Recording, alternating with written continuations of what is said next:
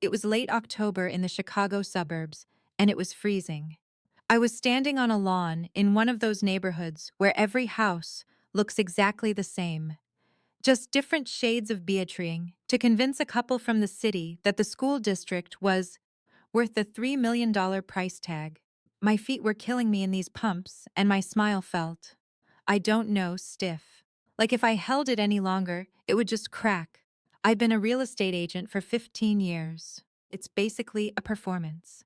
You have to be the most excited person in the room, even when you're looking at a damp basement or a kitchen that hasn't been touched since the 80s. I'm good at it, I guess. I know exactly which curtains make a room look bigger, or which candle makes a place feel luxury without smelling like a mall. It's not hard to sell a dream when you've spent 20 years perfecting your own. The couple eventually left. They weren't into the walk-in pantry. As I walked back to my car, I heard a leaf blower humming a few houses down. The hoa there is insane. I actually remember seeing a neighbor get a formal warning because their mulch was the wrong shade of brown. I climbed into my SUV and just sat there for a minute. I didn't even start the engine. I just watched the windshield wipers clear some light rain. When I got home, the house was quiet. Mark was probably still at the office, or at least that's what his calendar said. Our house is. It's nice. Granite countertops, recessed lighting, a living room that feels more like a gallery than a place where people actually hang out. We have a healthy 401k and a social circle of corporate executives who all talk the same way. We spend dinner parties talking about leveraging assets and drinking wine that costs more than my first car. I remember this one dinner party about 5 years ago. I'd spent 3 hours on a roast.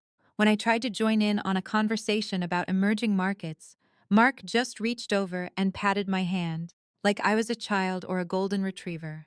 He didn't tell me to be quiet, but he wasn't listening. He just waited for me to stop so he could finish his point. It felt weird. I realized then that I was just the person who managed the schedules and knew which toothpaste he liked. I was basically the infrastructure of his life. I went to the hallway closet to find some spare keys for the cleaners. As I reached into the shelf, I realized the organizer bin had shifted and knocked over a stack of old folders. I spent 10 minutes trying to straighten them out, but the drawer was jammed with those plastic dividers that never actually fit the space. I got genuinely annoyed, just staring at the plastic and wondering why we keep buying organizers that don't actually organize anything. I ended up just shoving the dividers to the back with a loud sigh. Anyway, once I cleared that out, my hand brushed against something that didn't feel like a folder. It was a small, heavy plastic bin, tucked way back behind the seasonal decorations and a box of tax returns from 2012. I hadn't seen it in years. I pulled it out and set it on the floor. It was one of those translucent storage containers with the snap-on lid from Target.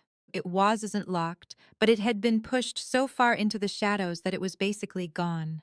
I thought it might be old photos, or maybe papers from the house we sold in Naperville. I sat on the hardwood floor, it was freezing, and popped the lid. It wasn't photos. There was a second phone, an older model, but it still worked, and a leather notebook. There were also a few sealed envelopes. I didn't gasp or anything. I just felt this strange heavy stillness in my chest. I picked up the phone first. It was dead, but I plugged it into the wall charger in the hallway, and it flickered to life after a few minutes. No passcode. Mark had always been arrogant about security. He assumed there were no enemies in our house, just family. I scrolled through the messages. They weren't from a client. They weren't even from anyone I recognized. The messages went back 3 years, lots of Latinite texts and long conversations over weekends. He sounded different. With me, he's concise and usually distracted. In these messages, he was attentive, almost desperate. He talked about a second life and a place where he could finally breathe. I read one from 2 years ago. He told this woman he felt trapped by his suburban life and that the perfection of our home felt like a cage. He described his life with me as a series of checkboxes: house, the kids, the social standing. He said he appreciated the stability, but it was starving his soul. I sat there for a long time. The only light in the hallway was the glow from the phone. I thought about the thousands of hours I'd spent making sure that Cage was polished. The late nights editing his presentations, the way I managed the kids' schedules so he never had to deal with the chaos. I spent 20 years building a sanctuary for a man who saw it as a prison. I looked at the notebook. I didn't open it. I just stared at the leather. I wondered if he wanted me to find this, or if he just stopped caring where he hid things because he thought I was too complacent to notice. Then I heard the garage door open, that heavy rumble echoing through the house. Usually I would have stood up, fixed my skirt, and gone into the kitchen to ask how his day was. Maybe mention that the Hoa was complaining about the hedges again. Instead, I stayed on the floor. I didn't move. I just held the phone and listened to him walk through the door, humming some tune I didn't recognize. He sounded perfectly content. I didn't say a word. I just waited. He stopped humming. The sound of his footsteps ceased just a few feet away from me. I could smell his colognus, something woody and expensive that he'd started wearing about a year ago. He didn't say anything for a few seconds. I could feel him looking down at me, then at the phone, then back at me. "Grace?" he asked. His voice was that same measured, corporate tone he used during board meetings. "What are you doing on the floor?" I didn't look up immediately. I just held the phone out toward him. The screen was still lit, showing a message from a woman named Jaden Gonzalez. It was a text from 3 months ago, something about a hotel in downtown Chicago, and how he couldn't wait to get away from the suffocating air of the suburbs. Mark didn't jump. He didn't gasp. He just sighed, a long, slow sound of disappointment, as if I were the one who had done something wrong. He reached down, took the phone from my hand, and stood up straight, rubbing the bridge of his nose. "I can't believe you were snooping through a storage bin," he said. He didn't even deny the phone. He just attacked the method. "Is this what we're doing now? You're hunting through old boxes for things to be upset about." I finally looked up at him. "Snooping? Mark, this was in a bin behind the tax returns. It's a second phone. You've been lying for years." He let out a short, dry laugh and walked toward the kitchen. I followed him, my socks sliding on the hardwood. He set the phone on the granite countertop with a soft click. "It's not what you think, Grace." It was a period of extreme stress. A few years ago, when the merger was happening, I felt like I was drowning. She was a consultant, someone I could talk to who didn't have a stake in my domestic life. It was a fantasy. A way to blow off steam. It didn't mean anything, a fantasy, I asked. "You told her our house was a cage. You told her you were starving." Mark turned to face me. He stepped closer, his expression shifting into that look of faux concern he used when he wanted to manage me. "You're exaggerating. You're taking words written in a moment of frustration and treating them like a manifesto. You've always had a tendency to catastrophize." "Grace, remember that time with the leaky roof back in 2016? Or maybe it was 2017. Right around the time we redid the patio. You acted like the whole house was collapsing because of one damp spot in the attic." I blinked.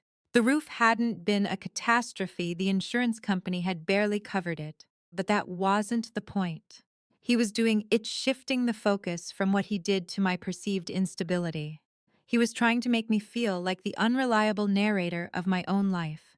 "This isn't about the roof, Mark. It's about your temperament," he countered calmly. "You're stressed. The market is slowing down, your listings are taking longer to move, and you're looking for a fight because you're bored. This phone is old news. I stopped talking to her months ago. It was a mistake, yes, but a dead one. Why are you digging up a corpse?" He spoke with such confidence that for a split second I actually wondered if I was overreacting. That's the danger of spending 2 decades with a man who views every conversation as a negotiation. He doesn't argue, he reframes. He doesn't apologize, he explains why your reaction to his mistake is the actual problem.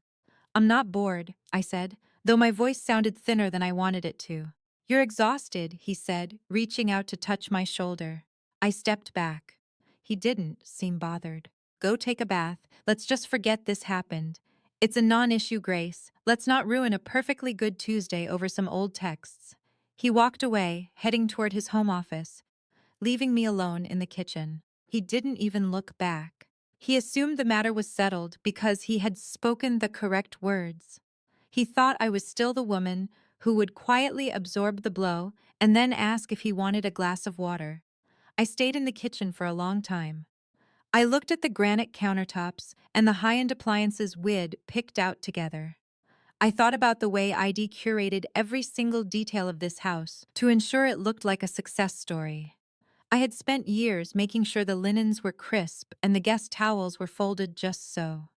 I had made myself a supporting character in the great story of Mark Taylor. The next morning, I woke up before him. I didn't make coffee. I didn't check the kids' calendars. Instead, I went into his office. I started by looking for his laptop, but it was locked in a drawer. I spent about 15 minutes trying to find the key, but I got sidetracked when I opened the bottom drawer and found a tangled mess of old USB cables and defunct chargers for phones we hadn't owned since the early 2010s. It was infuriating. Why did he keep them? There were at least 6 different types of proprietary chargers for devices that didn't even exist in the current ecosystem. I stood there, clutching a frayed white cable, feeling a sudden, irrational surge of anger at the clutter. I ended up spending 10 minutes just untangling them and throwing them into a trash bag, wondering why he couldn't just throw things away. Anyway, once I cleared the cables, I found a small leather ledger tucked under a stack of old quarterly reports. It wasn't a diary, it was a record of expenses. Mark is a man of spreadsheets. He tracks everything. As I flipped through the pages, I saw entries that didn't make sense. Consulting fee JG, travel reimbursement JG, gift JG, the amounts were significant. 5,000 here, 10,000 there. It wasn't just a fantasy or blowing off steam, he had been funding something. Or someone. I felt a coldness settle over me. It wasn't the sharp, stabbing pain of the night before. It was something more durable. A quiet, steady rage that felt like ice water in my veins. I realized that Mark didn't see me as a partner, he saw me as a utility. I was the one who kept the engine running, so he could drive the car wherever he wanted. I spent the next 3 days playing the part of the forgiving wife. I smiled at dinner. I asked him about his day. I even complimented him on a new tie.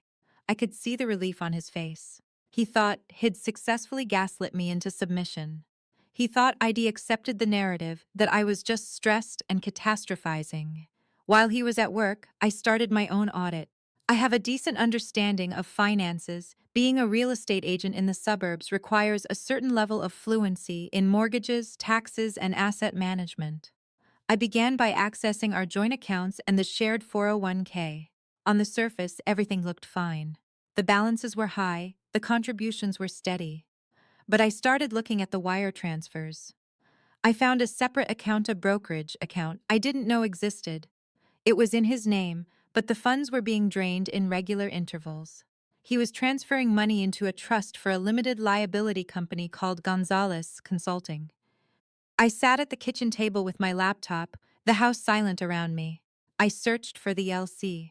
It was registered in a different state, but the address led to a small residential property in a gentrifying part of the city. Then I found her. Jaden Gonzalez. She was 12 years younger than me.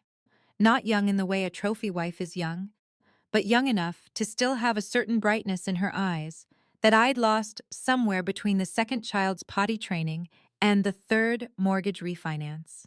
She had a profile on a professional networking site. She listed herself as a lifestyle consultant, which is a fancy way of saying she got paid to exist and provide emotional labor for men who were bored with their lives. I looked at her photos. She looked happy. She looked like she had never spent a Saturday morning scrubbing baseboards or arguing with a homeowners association about the height of a fence. I wondered if she knew about me. I wondered if he'd told her that his wife was a supportive, stable woman who handled everything so he could be the visionary. Or maybe he'd told her I was the cage he mentioned in those texts. It's always easier to justify an affair if you paint your spouse as a jailer. I felt a strange sense of detachment.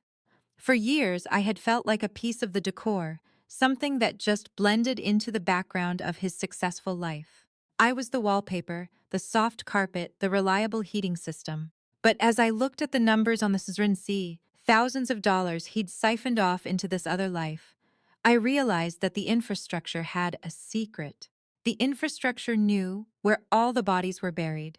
I knew every account, every password he'd ever reused, every hidden expense he'd tried to mask as a business cost. I knew the legal loopholes of our property holdings better than he did because I was the one who actually read the contracts while he just signed them.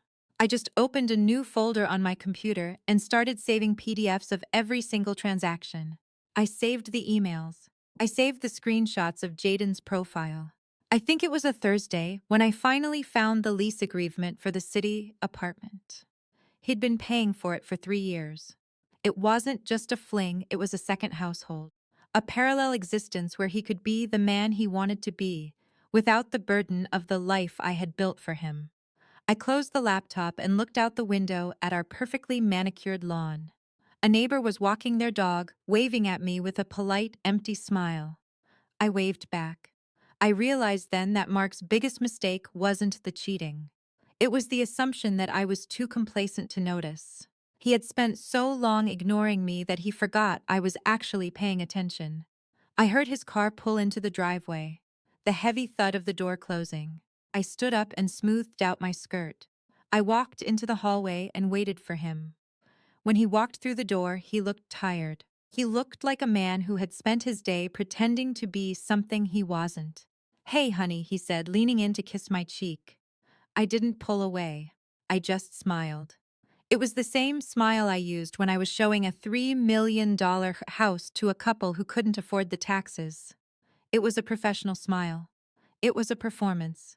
"How was your day, Mark?" I asked. "Long," he sighed. "Just a long day, I bet," I said. "I bet it was. The next week was just a lot." I basically spent every day pretending. I'd get up at 6, make Mark's coffee black, 2 sugars, in that old heavy mug he got in Vermont years ago, and it'd just smile. I smiled when he complained about the traffic on I-294. I smiled when he said he had to stay late for some quarterly review. By the time he left the house, my face actually hurt. Just a dull throb in my cheeks. It's weird looking back, realizing how he viewed the marriage. He didn't really see it as a partnership. It was more like, I don't know, a project. He wanted the house, the kids, the status, but he didn't want to actually do any of the work. For 20 years, I was the one dealing with the toddler screaming, the pipes leaking, the HOA drama. I did all the boring, stressful stuff so he could just look successful. While he was at work, I stopped going to my real estate listings. I told my broker I had a family emergency. I mostly just stayed in the den. It's the only room where the door actually locks, though Mark never bothers with it because he thinks I've got nothing to hide. I started digging into his accounts again. I'm not a hacker or anything, but I've done enough digital contracts over the years to know how this works. Plus, Mark is predictable. He uses the same basic password for everything, just changes a number or a symbol at the end. Once I got into his cloud storage, the fantasy he'd mentioned in those texts, it wasn't just a mistake. It looked like a plan. I found a folder called Project G. I thought it was a business thing, maybe some new investment, but it was just photos. Hundreds of them. They weren't just of Jaden Gonzalez. Jaden was just the name on the LC, the consultant getting the money. The woman in the photo one, he was taking to fancy dinners and kissing in the rain outside some theater in the loop. She wasn't a consultant. There was a scan of a passport in there. Her real name was Grace K. Jones. I just sat there staring at the screen. Grace. He hadn't just found another woman. He'd found another me. I started looking at old photos of myself from 20 years ago and comparing them to her. She had the same chestnut hair, though hers was in this short, expensive-looking bob. Same nose, same way of tilting her head when she laughed. She looked maybe 32 or 34. She was basically me, just without the stretch marks and the tired eyes. He wasn't looking for something different. He just wanted a version of me that hadn't been worn down by the life he wanted me to run. He wanted the beauty, but not the 20 years of work it took to get there. I think it was a Wednesday when I found the letters. Or maybe Tuesday. Wait, was it Tuesday? No, Maya had that volleyball game on Wednesday, and I remember being stressed about whether I'd packed her Gatorade. Anyway, I found a bunch of scanned handwritten notes. he'd written to this other Grace. In the letters, he called me the original. He wrote one last July saying, "The original is a wonderful woman. She is the foundation. She is the stability that allows me to be who I am." Then he went on about how looking at me was like looking at a mirror of a life he didn't recognize anymore. Diapers, stress, compromise. He told this Grace that with her he could breathe again. I read that over and over. The original. Like I was some kind of prototype. Like being a mother and a wife was just a test run for the person he actually wanted. He didn't even love her, really. He just loved that she didn't know about his panic attacks before big presentations or the tax audit back in 2012. She only knew the successful Mark Taylor. I got up to get some water and noticed the garbage disposal was making that rattling sound again. I tried running the cold water, but it just sputtered. I spent 10 minutes with a flashlight trying to see if something was stuck in there, and I ended up getting a splash of gray, smelly sink water all over my favorite cream sweater. I stood there for a second, staring at the stain, wanting to throw the whole sink out the window. I wiped it off with a paper towel, but the smell stayed. It's such a specific rotten smell. I hate that this sink always acts up right when I'm already losing my mind. When I went back to the den, I wasn't as upset. I was just thinking. I started looking at the finances again, but not to see how much he spent. I wanted to see what he'd forgotten to hide. Mark is arrogant. He thinks he's the only one who understands how our money works, because, the visionary, he thinks I just manage the house. He doesn't realize that by managing everything, I know exactly where he's vulnerable. I know the joint accounts, the separate ones, and exactly when his dividends hit. The house in the suburbs is in a trust that needs both our signatures to sell or move equity. And the city apartment he's paying for? It's under a corporate shell, but it's linked to a bank account that's tied to a joint credit line we opened years ago for emergencies. I spent a few hours making a list in a spreadsheet. I titled it The Liquidation of the Original. It felt weirdly peaceful. For a long time, I felt like I was just becoming invisible. I'd look in the mirror and only see someone who was stable or predictable. I thought that being the foundation meant I had to just stay put while he built everything on top of me. But if the foundation moves, the whole house falls down. I started gathering evidence, but not for a lawyer. Not yet. I didn't want a clean break. I wanted to take it apart strategically. I found an email chain with someone at his firm. He was already planning to move his main residence to the city. He talked about downsizing his domestic obligations. He didn't say the word divorce, but he was basically planning to prune me out of his life. He probably thought he'd give me a lump sum and a condo and I'd just smile and say thank you. Because that's what the stable Grace Taylor does. I looked at the photo of Grace K. Jones one last time. She was wearing a silk dress and laughing with a glass of champagne. She looked so light. I wondered if she knew her lifestyle was paid for by the original. If she knew that the handbags and dinners were funded by the woman who spent her Saturdays at the kids' orthodontist and making sure the lawn was the right shade of green for the hoa. It hurt, obviously. It was this heavy, cold feeling in my stomach. The idea that he looked at me and saw a chore. That he found a duplicate of me just to avoid the reality of our life. It was just cruel. But I was also angry. And the anger was actually helpful. I remembered this fight we had maybe 12 years ago about my career. I wanted to start my own boutique agency. Mark told me it was too risky and that my role in the family was more important. He called me the glue that held everything together. At the time, I thought he was being sweet. Now I realize he just wanted to make sure I stayed dependent on him. He didn't want me to have my own thing, he wanted me to run his. I closed the laptop. I heard the garage door. He was home. I went into the kitchen and started dinner. I picked a recipe that required a lot of chopping carrots, celery, onions. I liked the sound of the knife hitting the board.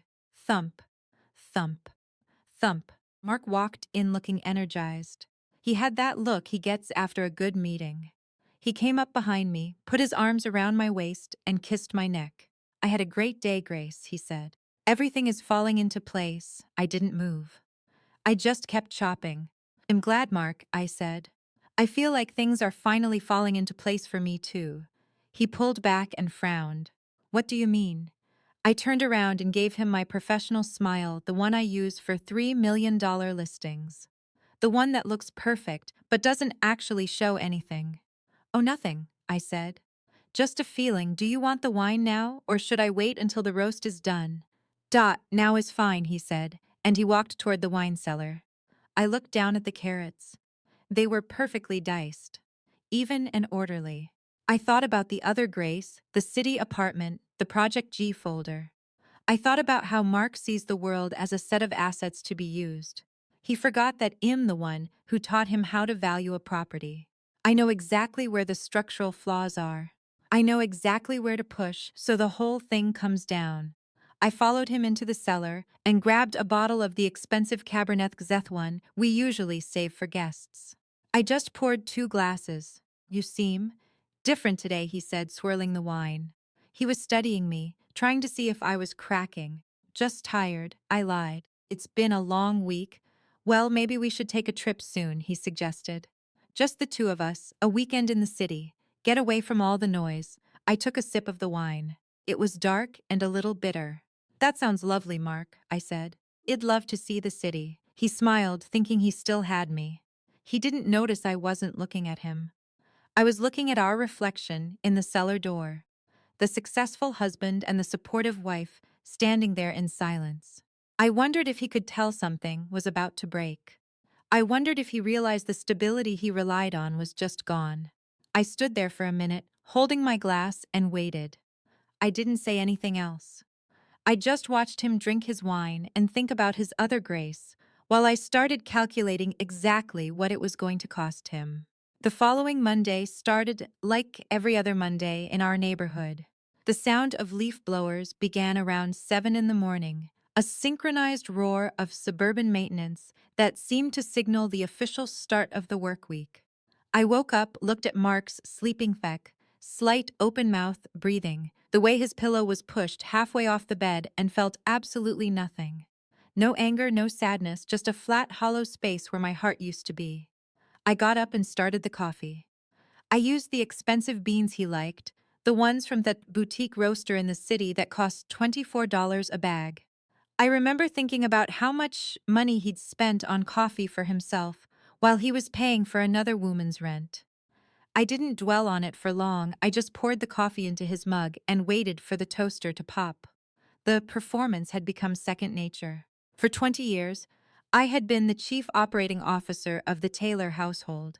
I knew how to manage the schedule, the moods, and the expectations. This was just another project. The goal was simple: maintain the status quo until the exit strategy was fully executed. I had spent the weekend searching for a divorce attorney. I didn't want someone from our social circle or anyone who had ever shared a drink with Mark at a corporate mixer. I needed someone shark-like, someone who didn't care about the sanctity of the suburban home and only cared about the distribution of assets. I found Sarah Jenkins. Her office was in a nondescript professional plaza in Naperville, tucked between a pediatric dentist and a dry cleaner.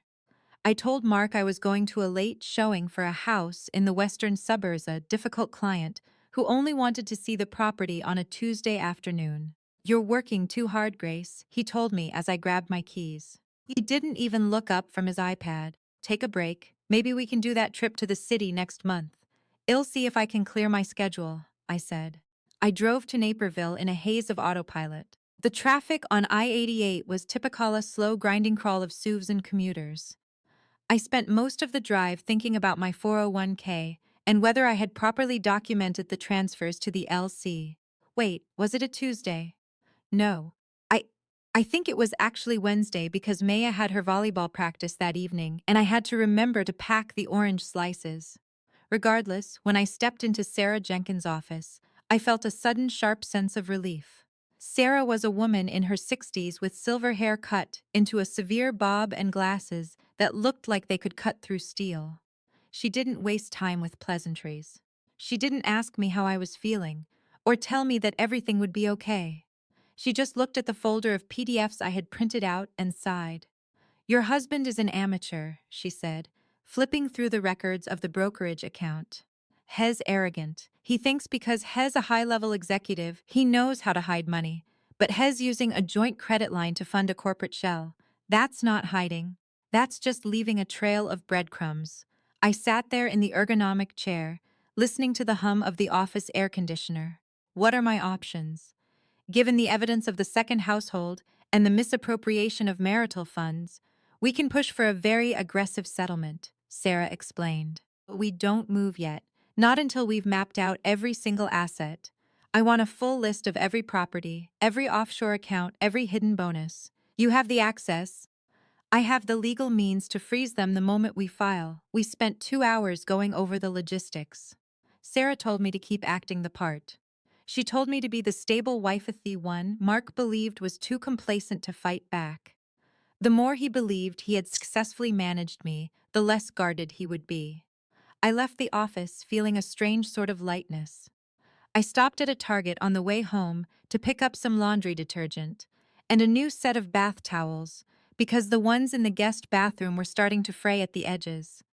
While I was in the checkout line, the self-checkout machine kept insisting there was an unexpected item in the bagging area, even though there was nothing there.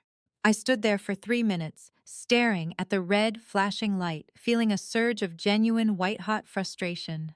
I wanted to scream at the machine. I wanted to kick the plastic bagging area until it broke. I stood there for a minute, staring at the blinking light, while a woman behind me sighed loudly and checked her watch. Eventually, a teenager in a red polo came over and cleared the error with a bored expression. I paid for my towels and left. When I got home, Mark was in the kitchen pouring himself a glass of water. "How was the listing?" he asked. "The clients were undecided," I said, putting the Target bags on the counter. "They liked the kitchen, but they were worried about the school district." "Typical," he muttered. "People are so cautious these days. It's a buyer's market, Grace. You have to push them a little harder." I just nodded. I didn't tell him that I was currently pushing him toward a financial cliff. I just started putting the detergent away in the laundry room.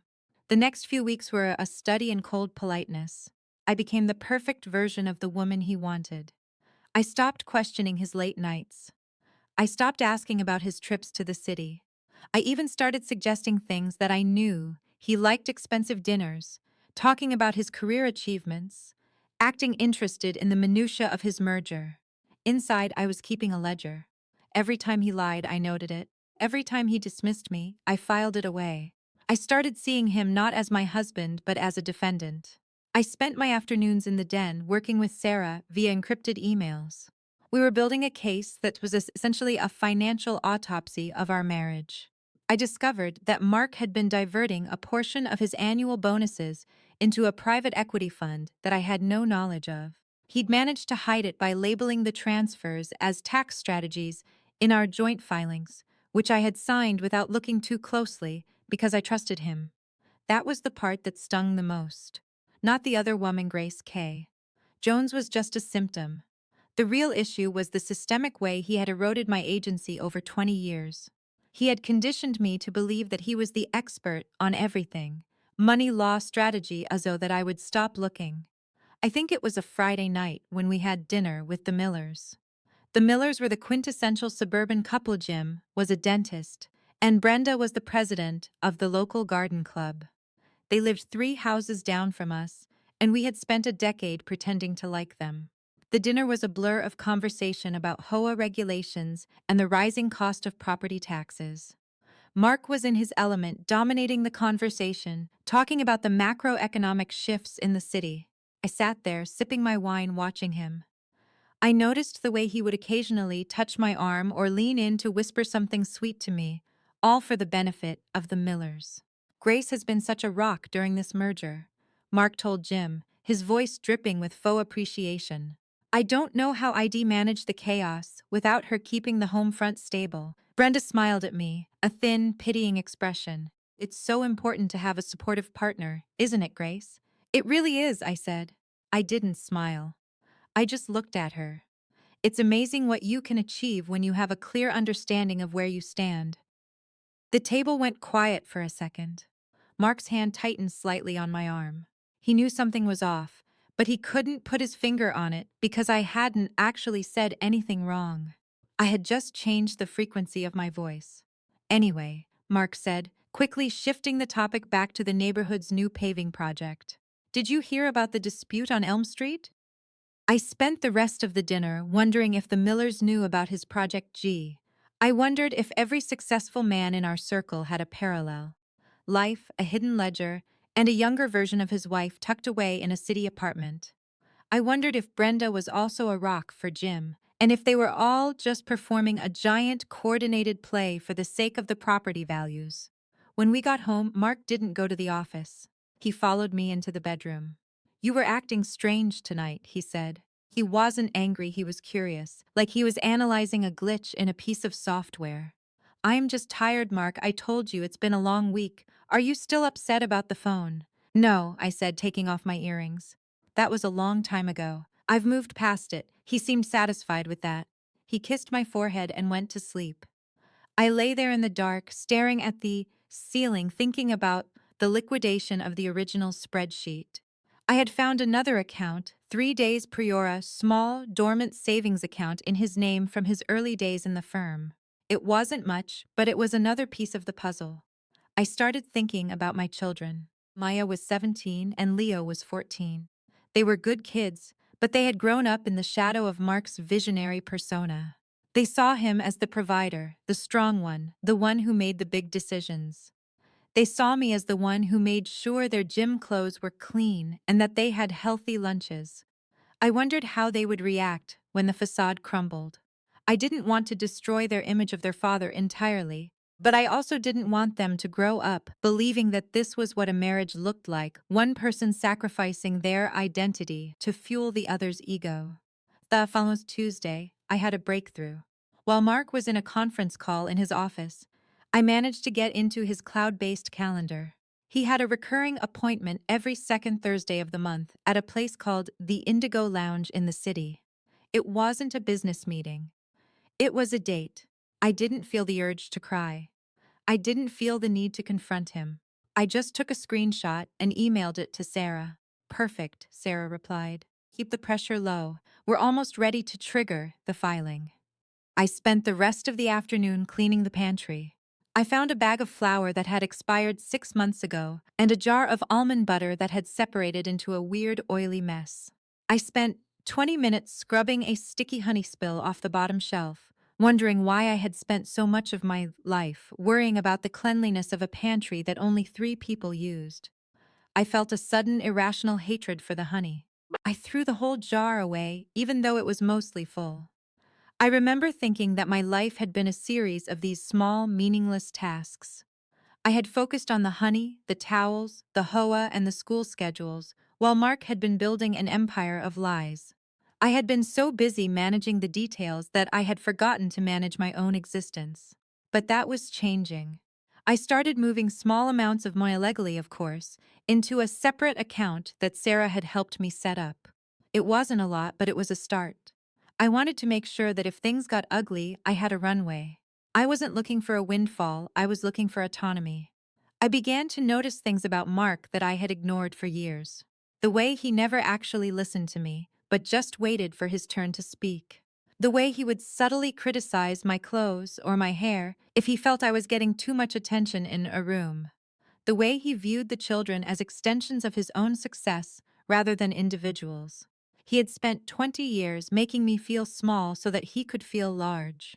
He had used my stability as a pedestal to stand on, never realizing that the pedestal was a person who could choose to step aside.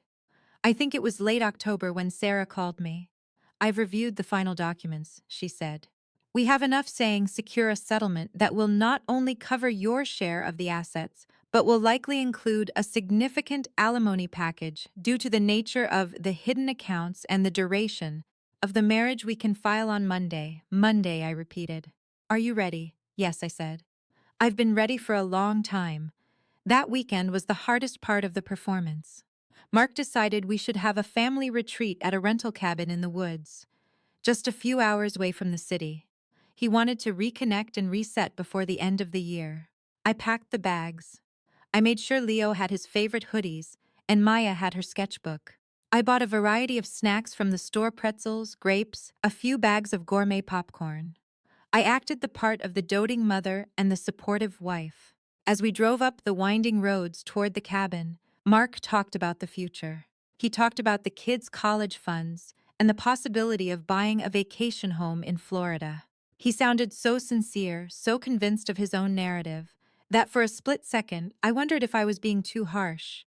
Then I remembered the Project G folder. I remembered the original label. I remembered the way he had looked at me across the dinner table with the Millers. The cabin was beautiful, all cedar wood and floor-to-ceiling windows, overlooking a gray, misty lake. It was the kind of place where people go to find themselves, or to hide. On Saturday night, while the kids were playing a board game in the living room, Mark poured me a glass of wine and leaned against the kitchen counter. "I really appreciate you coming on this trip, Grace," he said. "I know things have been tense lately. I feel like we're finally getting back to a good place." I looked at him, really looked at him. I saw the fine lines around his eyes, the expensive watch on his wrist, the confidence that radiated from him like a physical heat. He truly believed he had won. He believed that I was back in my place, the stable foundation upon which he could continue to build his fantasies. "I agree, Mark," I said. "I feel like everything is finally very clear." He smiled, thinking I was agreeing with him. He didn't see the coldness in my eyes. He didn't realize that the woman standing there of him wasn't the original anymore. She was someone new. Someone who had learned how to value herself, not by how much she supported him, but by how much she could survive without him. I spent the rest of the evening helping Maya with her drawings and listening to Leo talk about his history project. I felt a deep, aching love for them and a fierce determination to protect them from the version of love their father offered. Sunday morning, as we packed up the car, I noticed that the windshield wipers were streaking, leaving a blur of dirty water across the glass. I tried to clean them with a paper towel, but it only made it worse. I just left it. I didn't care about the streak. I didn't care if the view was a little blurry. We drove back toward the suburbs, back toward the manicured lawns and the leaf blowers and the silent agreements. "I'll be in the office early tomorrow," Mark told me as he pulled into the driveway. "I have a big meeting at 8. "I know," I said. "I'll see you later." I watched him walk into the house, his stride confident and sure. He didn't know that in less than 24 hours, his lifestyle would be dismantled. He didn't know that the stability he relied on had already departed. I went into the house and started a load of laundry. I sorted the whites from the colors. I added a scoop of that new detergent I'd bought at Target. I heard the machine start to hum, a steady, rhythmic sound that filled the quiet house. I walked into the den and opened my laptop. I looked at the email from Sarah Jenkins waiting in my inbox. I didn't feel a rush of adrenaline. I didn't feel a sense of triumph. I just felt a quiet, steady readiness. I closed the laptop and went to the kitchen to start dinner. I decided on pasta, something simple, something that didn't require much effort. I just wanted to get through the evening. I just wanted to wait for Monday to arrive.